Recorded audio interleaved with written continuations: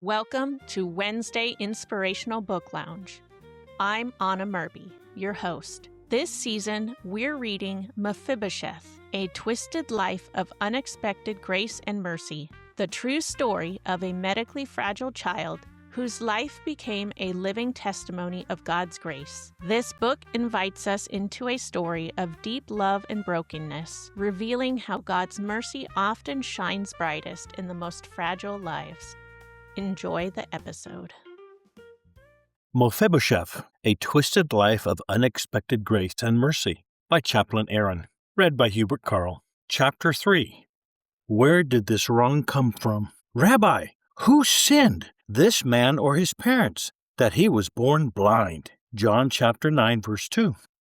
The disciples asked the question people have asked for generations. If something was broken from birth, someone must be to blame. That was the logic of the day. A sound body meant righteousness. A damaged one suggested failure, personal, parental, or moral. It was an idea passed down quietly, assumed rather than explained, reinforced by tradition and fear. Jesus answered them simply. Neither this man nor his parents sinned, but that the works of God should be revealed in him. John chapter 9, verse 3. And then he healed the man who had been blind from birth. That answer did not satisfy the educated minds of the day. It disrupted categories. It challenged assumptions. It removed the comfort of blame. Even now, many still struggle with the idea that suffering is not always a punishment, that brokenness is not always earned, and that mercy does not require moral explanation. More than 19 centuries later, a young girl in Northern California would ask no theological questions at all. She did not wonder who had sinned. She simply was trying to survive. For the sake of the story, we will call her Shayna. The time was the middle of the 1980s, a period often remembered as prosperous and optimistic in American life. Yet beneath the surface ran a quieter, more troubling current. Families were celebrated as long as it fit tidy definitions. Independence was praised. Responsibility was measured in paperwork, and care was often reduced to policy. It was an era that spoke fluently about progress but struggled to speak honestly about cost. Success was measured in square footage, convenience, and personal freedom. Pain was managed quietly, preferably out of sight. When brokenness appeared, it was categorized, processed, and redirected. Compassion was not absent, but it was often procedural, offered through forms, appointments, and time limits. The deeper questions were rarely asked because they required answer no system could supply. The unspoken question was always formed in the reader's mind. If a child was born severely handicapped, why wasn't abortion the first solution offered?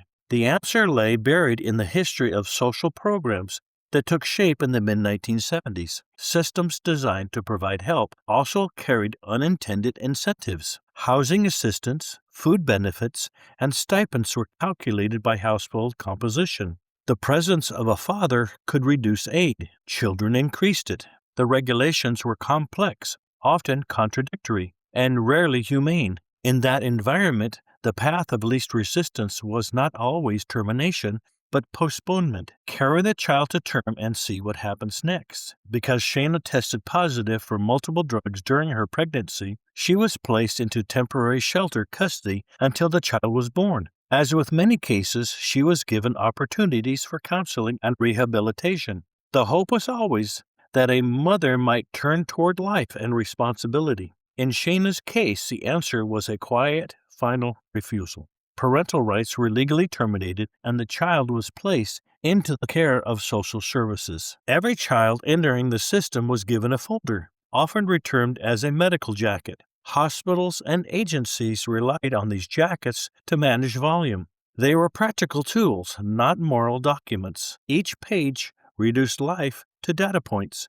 diagnosis, timelines, authorizations, projected costs. The system did not ask how a child would be held, spoken to, or loved. It asked how many hours of care were approved and who would be financially responsible. Compassion, when it appeared, came from individuals, not institutions. What the folder never contained was the full story. Social workers recorded what they could, but they rarely told everything. The one person who saw it all, the arguments, the patterns, the neglect, was the apartment manager. They always saw too much. According to the resident manager, Shayna was a junior high school age girl in Section 8 apartment complex in Northern California. Her mother was present but distant, known more for her absence than her care.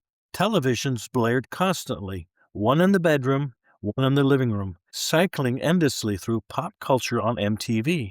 When the music stops, daytime television filled the silence. Soap operas, steeped in betrayal, and talk shows where guests hurled chairs and accusations across brightly lit stages. Even children learned early that chaos was entertainment and humiliation was normal. This was the soundtrack of Shayna's childhood. Raised by a single mother, Shayna knew no other pattern. When other teens in the complex invited her to a party, she told her mother a lie and stayed out overnight. It was a relief to escape the yelling, the television noise, the sense of being unwanted. The party felt new. The alcohol was free. She tried marijuana for the first time. Within months, she was using drugs she did not understand. Time blurred. Days collapsed into nights.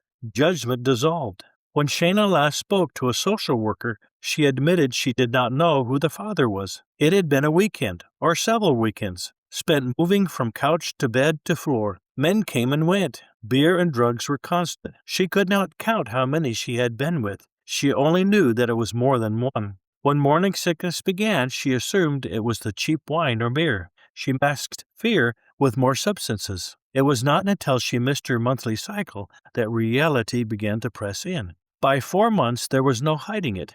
Desperate and frightened, she went to a clinic. The blood test confirmed what she already knew. Authorities were notified as required. To the clinic staff, this was heartbreakingly common. To Shayna, it was the collapse of the last illusion she had.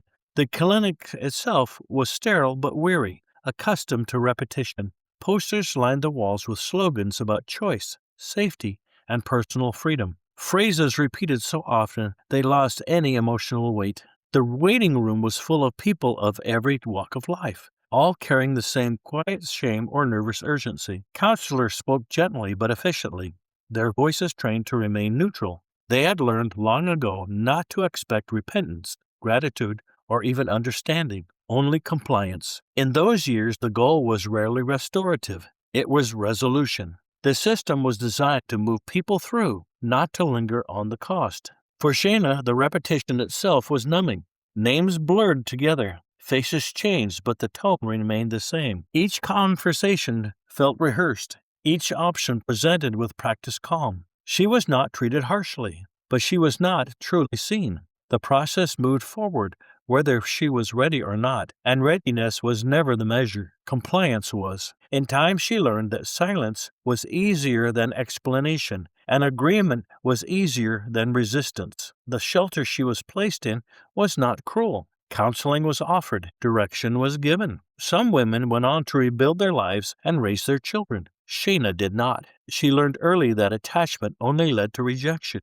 She saw herself as disposable because she had been treated that way. Years later, the apartment manager would overhear Shayna's mother say, "She's 18 now. She's no longer my problem, and I'm glad." The damage done in those years was brief but accumulative. On an overcast autumn morning, Shayna told the house director her water had broken. An ambulance arrived with siren blaring, announcing her crisis to the entire block. She was lifted onto the gurney and transported under a glass canopy of noise and exposure. She wished desperately for the siren to stop. At the hospital, time stretched. As nurses explained procedures and doctors gave instructions, the words drifted past her without meaning. Their voices blended into a dull, repetitive murmur, like the indistinct sounds of adults speaking in an old Charlie Brown cartoon. Wah, wah, wah.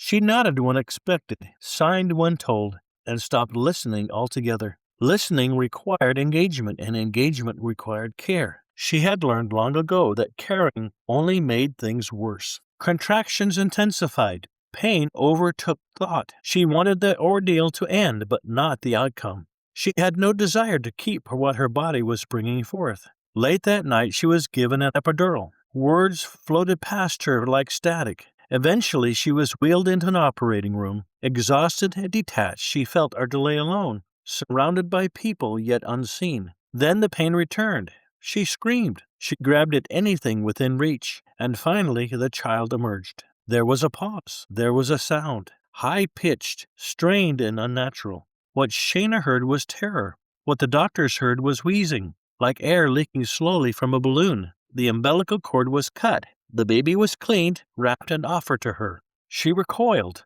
Cursing, she pushed the nurse away, refusing even to touch him. The nurse carried the newborn to the weighing station, then gently placed him in an incubator due to his early birth. Inside, she shuddered, partly at the sight of the child's deformities and partly at what she just witnessed. The room returned to its routine. Machines hummed. Papers were clipped. Voices softened. The moment passed as moments always do in hospitals, absorbed into the next emergency, the next room, the next shift. What remained behind was not noise, but absence. A child lay alone, behind glass. A mother turned away, and the weight of it all lingered, unanswered. As the nurse walked away, a question formed in her heart, unspoken but desperate. God in heaven, is there any mercy left in this world? Thank you for joining us today. Make sure to come back next week for another installment of Mephibosheth, A Twisted Life of Unexpected Grace and Mercy.